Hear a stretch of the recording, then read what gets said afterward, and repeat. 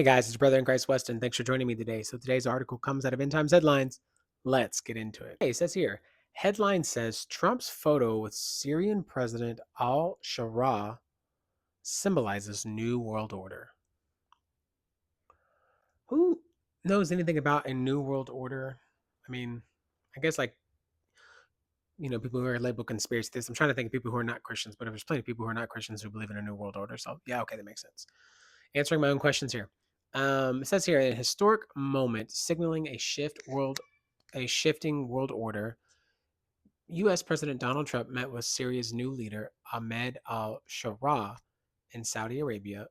Photographs from Wednesday's summit captured a pivotal event in Middle Eastern geopolitics, marking a dramatic turn in U.S.-Syria relations. Meeting followed Trump's announcement that would work to lift sanctions on Syria, sparking widespread celebration across the country.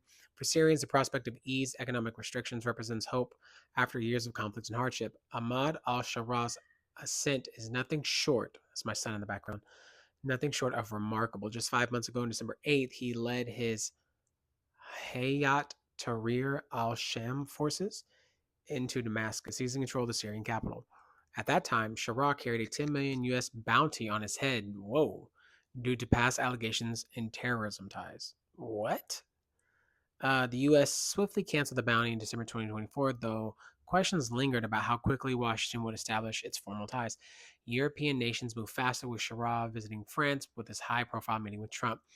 The U.S. president's engagement with Sharaa now underscores a significant shift in American foreign policy and region. Trump's Sharaa meeting carries deep symbolic weight, effectively closing a chapter of the global war on terrorism launched by President George Bush after the 9/11 attacks. The era saw U.S. military interventions of Afghanistan, Iraq, and Sharaa himself played a complex role. Interesting. Around 2005, Sharaa traveled to Iraq to oppose the U.S. occupation and was detained in the U.S. run Camp Bucca, according to reports. Um, Released in 2011, Sharaa returned to Syria to fight Bashir al-Assad's regime.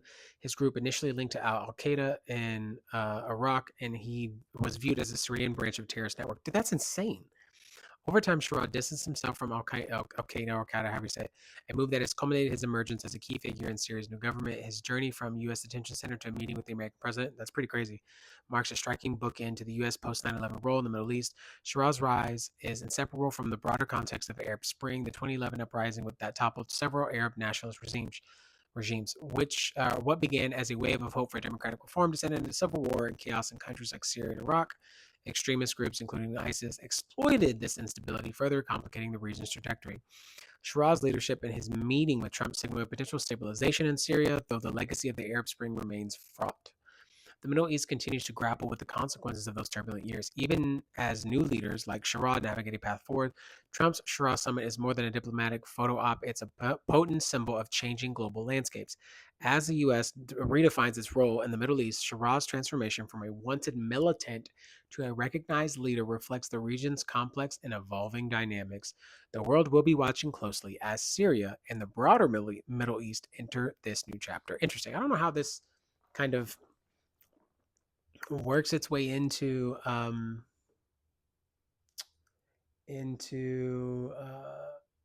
I turn this thing off? Um, how this works its way into like a new world order. Sorry, I'm trying to fix something on my computer while I'm doing all this at the same time. So it's interesting for sure. I may just not be the guy that is going to quite understand just yet. But when you're talking about somebody who's had like 9/11 militant kind of talks in the history, and then he goes from being a militant, what it says here, from a wanted militant to a leader. Um, Pretty crazy, rags to riches kind of situation for sure. And what that actually means, I don't know. I don't know if there's changes of heart. I have no idea. But New World Order, I'm just trying to see how that plays, how that works out into it. Um, hmm.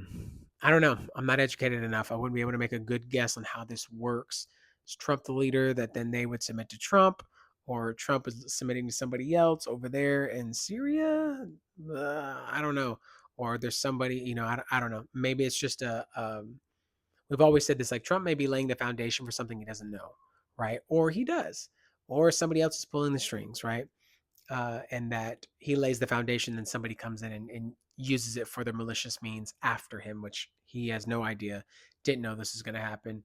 Everything appears good and great, and then it's abused and abused, which is the normal precedent for breakthroughs in technology or health research or politics or new policies or governments or peace agreements or whatever. Remember he did do the Abraham Accords, which was pretty significant in the name itself. So, anyways, guys, that's the video. If you like the video, be sure to like the video. If you want to see more, be sure to subscribe. Appreciate you all. I'll see you in the next one.